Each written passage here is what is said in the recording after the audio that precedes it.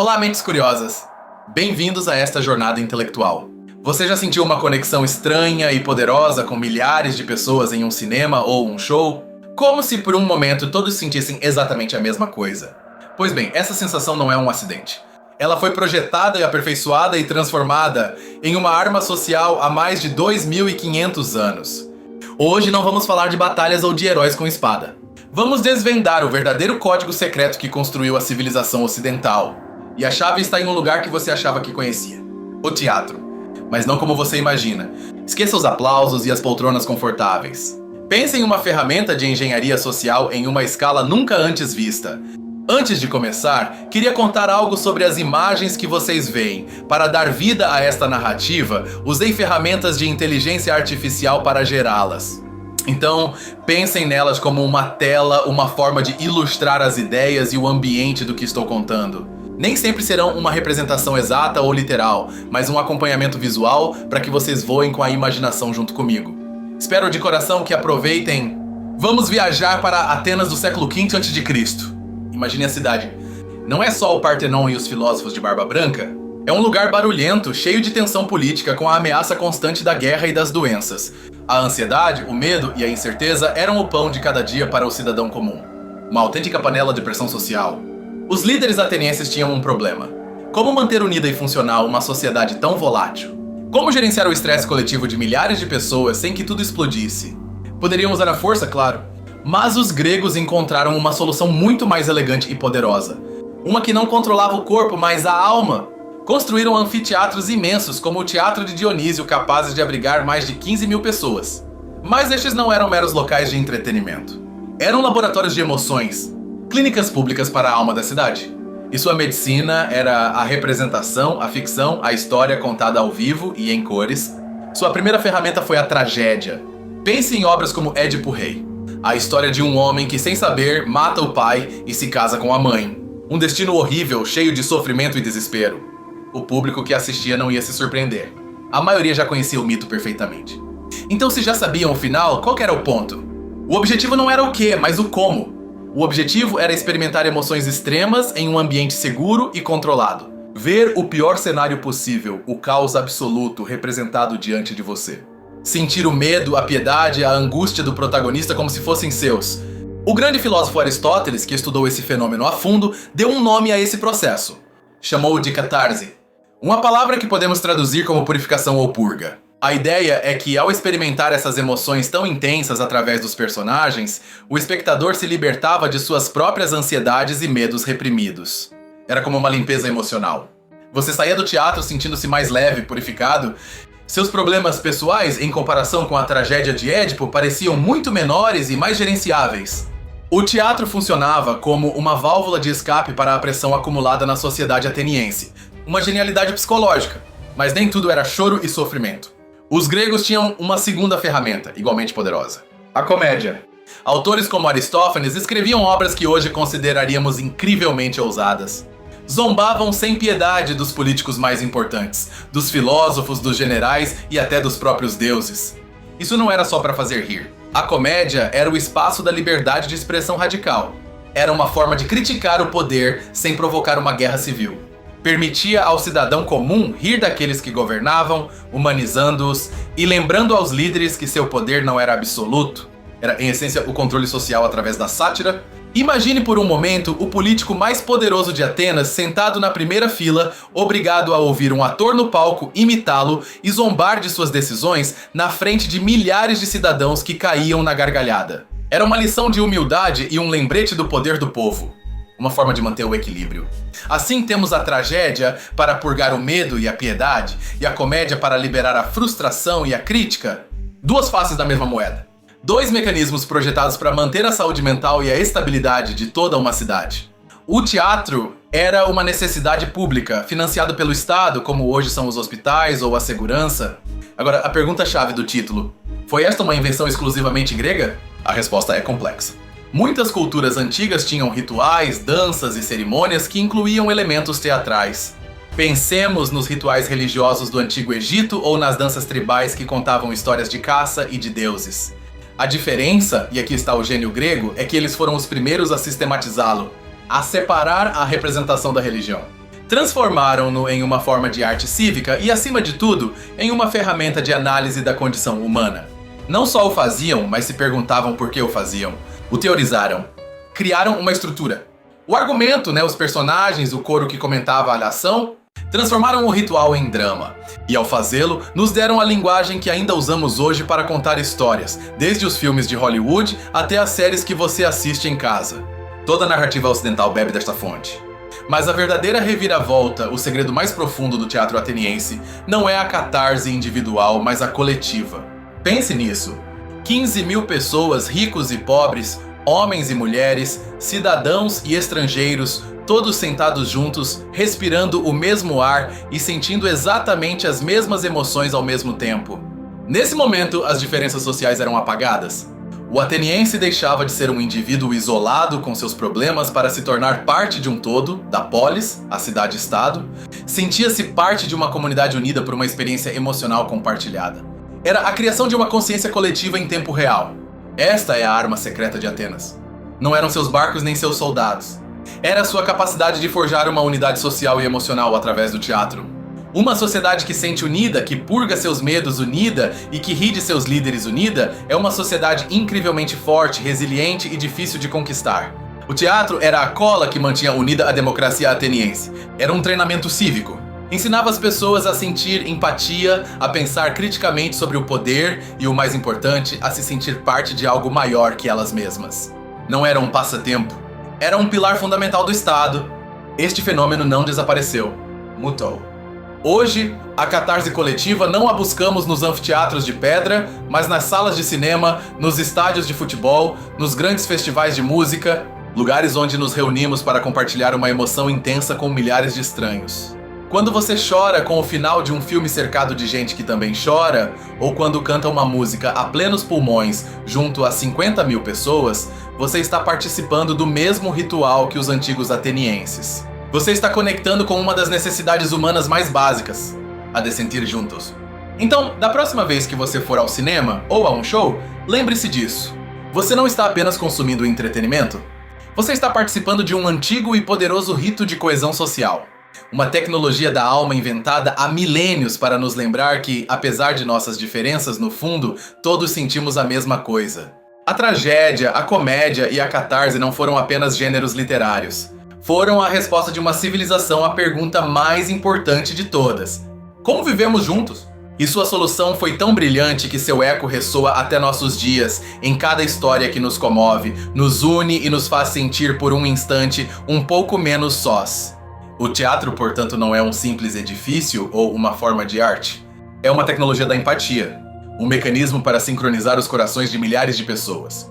A maior inovação dos gregos não foi a lógica ou a filosofia, mas a descoberta de que uma história bem contada podia mudar o mundo, começando pelo mundo interior de cada cidadão. Refletimos um momento sobre a magnitude dessa ideia. Em vez de reprimir as emoções negativas da população, o Estado ateniense as provocava deliberadamente em um espaço controlado. Reconheciam que o medo e a tristeza não eram inimigos a evitar, mas energias que, se canalizadas corretamente, podiam fortalecer a comunidade. Isso nos ensina algo fundamental sobre a natureza humana. Não podemos escapar das emoções obscuras. A ansiedade, a perda, a raiva são parte de nossa existência. Os gregos não tentaram criar uma utopia sem sofrimento. Em vez disso, criaram um espaço para confrontar esse sofrimento de forma coletiva e sair fortalecidos. E a comédia, por sua vez, era o reconhecimento de que nenhuma sociedade é perfeita e nenhum líder é infalível. O riso era um ato de resistência e, ao mesmo tempo, de integração. Ao rir de um problema, você tira o poder dele. Ao rir com seu vizinho da mesma piada política, você reforça seu vínculo com ele. O riso compartilhado é um ato profundamente social. Pensemos no legado. Quando o Império Romano conquistou a Grécia, não destruiu seus teatros. Pelo contrário, os copiaram por todo o Império. Entenderam, talvez de uma forma mais pragmática e menos filosófica, o imenso poder de ter a população entretida e emocionalmente regulada. O famoso pão e circo tem suas raízes aqui. No entanto, os romanos muitas vezes perderam a sutileza psicológica. Preferiram o espetáculo de gladiadores mais visceral e direto à complexidade da tragédia grega. Mudaram a catarse, essa purga emocional, pela simples adrenalina, uma simplificação que nos diz muito sobre a diferença entre ambas as culturas. Durante séculos, a essência do teatro grego se perdeu, se transformou, mas a ideia central, a da história como um espelho da alma humana e como um aglutinante social, nunca desapareceu. Ressurgiu nas obras de Shakespeare, que, como os gregos, explorou as profundezas da ambição, do ciúme e da loucura para uma audiência massiva. Shakespeare entendeu perfeitamente a fórmula. Seus teatros, como o Globe de Londres, reuniam pessoas de todas as classes sociais. E todos eles, do nobre no camarote ao artesão de pé, sentiam o mesmo terror diante da loucura do Rei Lear ou a mesma angústia pelo destino de Romeu e Julieta. De novo, a catarse coletiva. E hoje, a tecnologia levou essa ideia a uma escala que os gregos jamais teriam sonhado. Um único filme pode ser visto por centenas de milhões de pessoas em todo o mundo, gerando uma conversa global e uma experiência emocional compartilhada em nível planetário. Somos a primeira civilização que pode experimentar uma catarse global.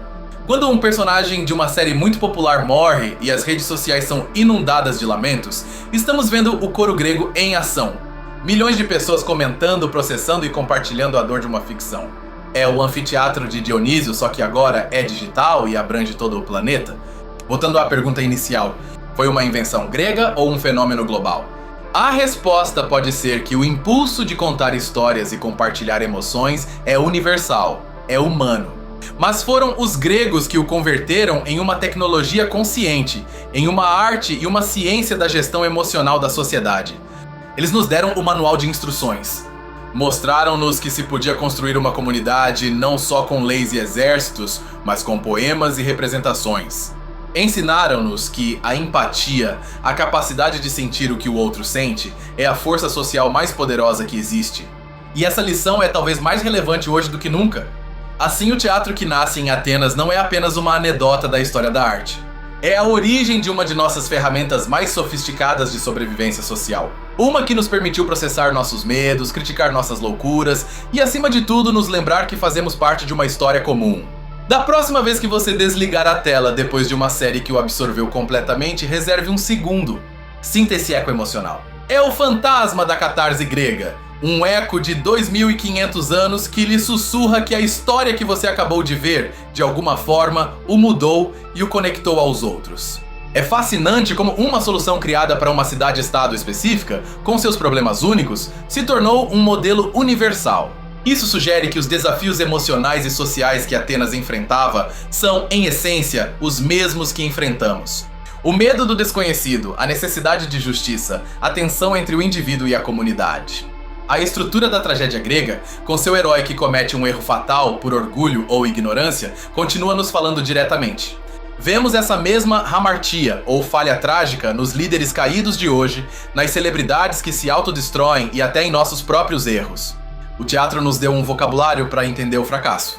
E o coro, esse grupo de atores que comentava de ação, não é por acaso o precursor de nossos comentaristas de notícias, dos analistas esportivos, ou até da sessão de comentários de um vídeo como este? O coro era a voz da comunidade, o que processava e dava sentido aos eventos que se desenrolavam. Sua função segue viva. Até a arquitetura de seus teatros era uma obra de engenharia acústica pensada para a comunidade. Projetados para que a voz de um único ator pudesse chegar sem amplificação até a última fila, garantindo que ninguém, nem o mais pobre sentado no alto, perdesse uma única palavra. Era um design intrinsecamente democrático. O fato de as obras serem representadas durante festivais religiosos dedicados a Dionísio, o deus do vinho, do êxtase e do caos, também não é por acaso. O teatro era um espaço onde o irracional e o caótico podiam ser explorados de forma segura para entendê-los e, em última instância, integrá-los na ordem da cidade. A catarse, então, é mais do que um simples alívio, é um ato de aprendizagem. Ao ver a queda de um grande homem como Édipo, o cidadão ateniense não só se sentia melhor sobre seus próprios problemas, mas também refletia sobre os limites do conhecimento humano, sobre o poder do destino e sobre a fragilidade da fortuna. A genialidade ateniense foi criar um sistema que educava seus cidadãos emocional e civicamente sem que se sentissem doutrinados. Não era uma aula chata, era um espetáculo absorvente. É a forma mais eficaz de ensino, aquela que se disfarça de entretenimento. Um princípio que os grandes comunicadores de hoje conhecem muito bem. Portanto, quando falamos do nascimento do teatro, não estamos falando da origem do entretenimento. Estamos falando da origem da comunicação de massa como ferramenta para moldar a consciência coletiva. Uma ideia tão potente que segue sendo o pilar de indústrias que movem bilhões de dólares hoje em dia. O teatro grego nos lembra que as histórias não são um luxo, são uma necessidade. São o software com o qual rodamos o sistema operacional de nossa sociedade. E entender como funcionam essas histórias, como nos afetam e como nos unem, é entender uma das forças mais poderosas que moldam nosso mundo. Em resumo, Atenas não inventou o ato de contar histórias, mas inventou o porquê e o como da narração pública. Criaram um evento cívico, um ritual social e uma terapia coletiva, tudo em um. Transformaram o ato de ouvir uma história no ato de construir uma comunidade. E esse, sem dúvida, é um dos maiores legados da antiguidade. Pensemos no contraste com nossa era digital. Muitas vezes consumimos conteúdo sozinhos através de nossos telefones ou notebooks. O modelo grego insiste na importância do espaço físico compartilhado. A presença de outros corpos, a audição de outras risadas e outros choros amplificava tal experiência e a tornava real, comunal. Esta dimensão física é crucial. Sentir a vibração de 1000 vozes em uníssono, ver de relance um estranho comovido pela mesma coisa que você, cria um tipo de conexão que nenhuma experiência virtual pode replicar por completo. Os gregos entendiam a biologia da comunidade. Sabiam que somos seres corporais, não apenas mentes. A escolha dos temas das tragédias também era deliberada. Costumavam basear-se em mitos e lendas que todos os atenienses conheciam desde a infância. Isso criava uma base cultural comum. Ao reinterpretar esses mitos no palco, o teatro mantinha viva a conversa sobre quem eram como povo, de onde vinham e quais eram seus valores. Não eram histórias de gente comum, eram sobre reis, rainhas e heróis. Por quê? Porque a queda de uma figura poderosa é muito mais impactante. Se pode acontecer com Édipo, o rei inteligente e poderoso, pode acontecer com qualquer um. Isso gerava um sentimento de humildade universal e uma profunda reflexão sobre a condição humana que todos compartilhavam. Até o financiamento do teatro era um ato cívico. Os cidadãos mais ricos tinham o dever de patrocinar as obras em um sistema chamado choregia. Não era visto como um gasto, mas como uma honra e uma das maiores contribuições que podiam fazer ao bem-estar da cidade. A arte era uma responsabilidade compartilhada. A comédia, com sua crítica feroz, também desempenhava um papel na democracia. Pensemos na obra As Vespas, de Aristófanes, que zombava do sistema judicial ateniense. Ao rir de seus erros, a obra abria um debate público sobre como melhorá-lo. O riso não era o fim, era o meio para a reforma social. Essa ideia de um espaço seguro para a crítica é fundamental. O palco era um lugar onde se podiam dizer verdades que em qualquer outro contexto teriam sido punidas como traição. O teatro era a válvula de segurança que permitia que o descontentamento se expressasse e se discutisse, em vez de apodrecer em segredo e explodir em violência. Além disso, os festivais de teatro eram concursos. Diferentes dramaturgos apresentavam suas obras e um júri de cidadãos votava na melhor. Isso fomentava a inovação e a excelência. Não bastava contar uma história, era preciso contá-la da maneira mais impactante, poética e relevante possível. A arte florescia sob a pressão da competição. Então, da próxima vez que você assistir a uma premiação de cinema como o Oscar, lembre-se de que a ideia de premiar a excelência narrativa em um evento público e competitivo não é nova. É uma tradição que remonta diretamente às festas dionisíacas da antiga Atenas. Continuamos jogando o mesmo jogo. A universalidade dos temas gregos é assombrosa. Antígona, a mulher que desafia o Estado para seguir sua consciência e enterrar seu irmão, levanta um debate sobre a lei e a moral que continua sendo central em nossa sociedade. Devemos sempre obedecer à autoridade ou a deveres mais altos? O teatro nos obriga a fazer essas perguntas. Prometeu, o titã que rouba o fogo dos deuses para dá-lo à humanidade, é a encarnação do progresso científico e da rebelião contra as limitações. Seu castigo, ser acorrentado a uma rocha pela eternidade, nos adverte sobre os perigos da ambição desmedida. Não é essa a mesma discussão que temos hoje sobre a inteligência artificial ou a engenharia genética? Os gregos não nos deram respostas fáceis. Nos deram perguntas complexas.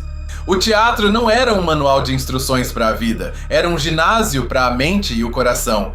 Um lugar para exercitar a empatia, o julgamento crítico e a capacidade de ver um problema de múltiplas perspectivas. Por isso, sua influência vai além da arte. A ideia de apresentar um argumento, considerar o ponto de vista contrário e chegar a uma síntese que é a base do drama é também a base do pensamento filosófico e do debate democrático. O teatro e a democracia em Atenas cresceram juntos, alimentando-se mutuamente. A catarse não era apenas um fenômeno passivo de receber emoções. Era também um catalisador para a ação. Depois de ver uma obra que expunha uma injustiça social, o cidadão não saía do teatro simplesmente aliviado. Saía pensando, debatendo e potencialmente mais motivado para participar da vida cívica e melhorar sua cidade. Talvez o maior segredo não seja que o teatro fosse uma arma, mas que era uma arma de 2 gumes. Podia ser usada para unir e fortalecer a comunidade, mas também para manipulá-la. Uma história poderosa pode inspirar a virtude, mas também pode incitar ao ódio. Os gregos sabiam disso, e Platão, de fato, desconfiava dos poetas por esse mesmo poder. Este legado ambivalente é o que herdamos. Desde a propaganda política que usa técnicas narrativas para demonizar um inimigo, até os movimentos sociais que usam histórias pessoais para gerar empatia e mudança. O poder da narração coletiva desencadeado em Atenas continua sendo uma das forças mais disputadas do mundo. No final, a resposta para se foi uma invenção local ou um fenômeno global é que foi ambas as coisas. Nasceu de um impulso humano universal, mas foi em Atenas onde esse impulso se refinou, se analisou e se tornou uma tecnologia social deliberada e autoconsciente, cujo manual de usuário ainda estamos tentando decifrar. O teatro ateniense é, em essência, a descoberta de que nossa realidade é construída sobre histórias, e que aquele que conta as histórias mais convincentes tem o poder de moldar a realidade. Um poder que os atenienses decidiram exercer não em um palácio fechado, mas ao ar livre, sob o sol, diante de todo o seu povo. A experiência da obra não terminava com os aplausos. As histórias e os debates continuavam na ágora, nas casas, nas escolas. O teatro era o grande gerador de temas de conversa da cidade. Era sua série de sucesso da qual todos falavam, analisavam e extraíam lições. Era o coração cultural que bombeava ideias para todo o corpo social. A tragédia nos ensinou a enfrentar o medo. A comédia nos ensinou a desafiar o poder. E a experiência coletiva nos ensinou que não estamos sozinhos em nossas emoções. Lições que não estão talhadas em pedra, mas na alma de cada história que desde então tem ousado nos comover. Da próxima vez que uma história te fizer chorar, rir ou pensar, lembre-se de sua linhagem. Você é o herdeiro de uma tradição de 2500 anos projetada por uma das civilizações mais brilhantes da história para te tornar mais sábio, mais empático e, em última análise, mais humano. E é que o teatro ateniense foi muito mais do que um simples evento, foi um treinamento em cidadania. Ao apresentar dilemas morais complexos, forçava a audiência a julgar, a ponderar argumentos, a se colocar no lugar do outro. Era uma preparação para os debates reais que teriam lugar na Assembleia Democrática. Pensemos na obra As Eumênides de Ésquilo. Termina com a criação do primeiro júri da história para resolver um conflito de vingança sangrenta. A obra não só contava uma história, estava legitimando e explicando o próprio sistema judicial ateniense aos seus cidadãos. Era pedagogia cívica da forma mais espetacular possível. O teatro proporcionava uma linguagem e um imaginário comuns. Frases, personagens e situações das obras se tornavam parte da fala cotidiana, permitindo aos atenienses discutir ideias complexas usando essas referências compartilhadas. Era como uma rede de memes culturais que fortalecia sua identidade. Até a participação no coro era uma forma de educação. Os jovens cidadãos que formavam o coro passavam meses ensaiando, aprendendo a se mover e falar como uma unidade. Era uma lição prática sobre a importância da cooperação e de subordinar o ego individual ao bem do grupo.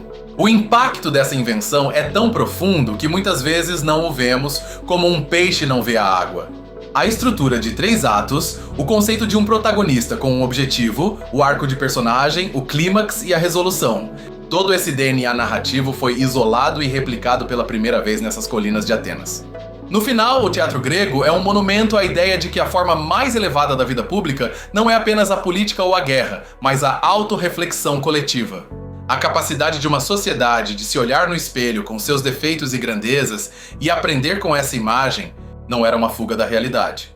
Era uma imersão mais profunda nela, uma forma de processar o presente caótico através dos mitos eternos. E ao fazê-lo, os atenienses não só se entretiam, se construíam como cidadãos e como comunidade, dia a dia, obra a obra. Essa é a verdadeira catarse. Não apenas a liberação de emoções, mas a clareza que vem depois. O entendimento. Sair do teatro não só sentindo-se mais leve, mas também um pouco mais sábio, um pouco mais conectado com seus vizinhos, um pouco mais preparado para enfrentar a complexidade do mundo. A invenção do teatro em Atenas não foi um simples capítulo na história da literatura. Foi o momento em que a humanidade descobriu que nossa maior ferramenta para sobreviver e prosperar juntos não era de bronze nem de ferro, mas que era feita de palavras, emoções e da magia que ocorre quando as compartilhamos na escuridão. E essa é uma verdade tão potente que continua definindo nosso mundo, porque embora os edifícios desabem e os impérios caiam, as histórias bem contadas têm o estranho costume de se tornarem imortais. E é que o teatro, em sua essência, é uma celebração da vulnerabilidade. Em um mundo que muitas vezes nos exige ser fortes e impassíveis, o teatro nos dá permissão para sentir. Permissão para chorar por um estranho no palco, para rir de nossas próprias fraquezas, para temer por um destino que não é o nosso. Esta vulnerabilidade compartilhada é a que cria a verdadeira conexão humana. É um lembrete de que sob nossas diferentes máscaras sociais, todos abrigamos os mesmos medos, esperanças e anseios. O teatro nos desnuda emocionalmente e nos mostra que nessa nudez somos iguais. A comédia, em particular, era um grande igualizador. Um político poderoso podia ter exércitos sob seu comando, mas não podia controlar a risada de 15 mil pessoas. No teatro, a argúcia de um poeta era mais poderosa que a espada de um general. Era a vitória da inteligência sobre a força bruta. Pensemos no impacto a longo prazo. A cultura da argumentação, do debate de ideias através de personagens e tramas, lançou as bases para o desenvolvimento posterior da filosofia e da ciência. Antes de poder debater sobre a natureza do cosmos, era preciso aprender a debater sobre a natureza da justiça em uma peça de teatro. Assim, o teatro não é apenas o ancestral do nosso cinema e televisão. É também um ancestral da nossa forma de pensar, de argumentar, de empatizar. É um dos pilares sobre os quais se construiu não só a cultura ocidental, mas a própria ideia de uma sociedade aberta que se examina a si mesma. No final, o teatro nasce em Atenas não como um luxo, mas como uma resposta a uma necessidade fundamental. A necessidade de dar sentido ao caos, de construir comunidade a partir de indivíduos e de navegar pelas complexidades da vida através da simulação segura que as histórias nos oferecem. Foi uma invenção grega, sim, mas foi uma invenção para resolver um problema que não é só grego, mas profundamente humano, e é por isso que milhares de anos depois, sua criação continua sendo tão vital, tão necessária e tão incrivelmente poderosa. Em conclusão, o teatro grego foi uma sofisticada peça de tecnologia social. Um mecanismo para a catarse coletiva que fortalecia a coesão da polis, educava seus cidadãos na empatia e na crítica e lançava as bases de toda a narrativa ocidental. Uma arma secreta muito mais duradoura que qualquer exército. Obrigado por me acompanhar nesta incrível jornada ao coração de Atenas e à alma de nossas histórias. Tem sido uma honra explorar essas ideias com vocês. Se você se fascina por como o passado molda nosso presente, inscreva-se para não perder futuras viagens. E agora, me conte nos comentários. Que filme, série ou obra te provocou uma verdadeira catarse? Quero ler suas histórias. Até a próxima, Mentes Curiosas.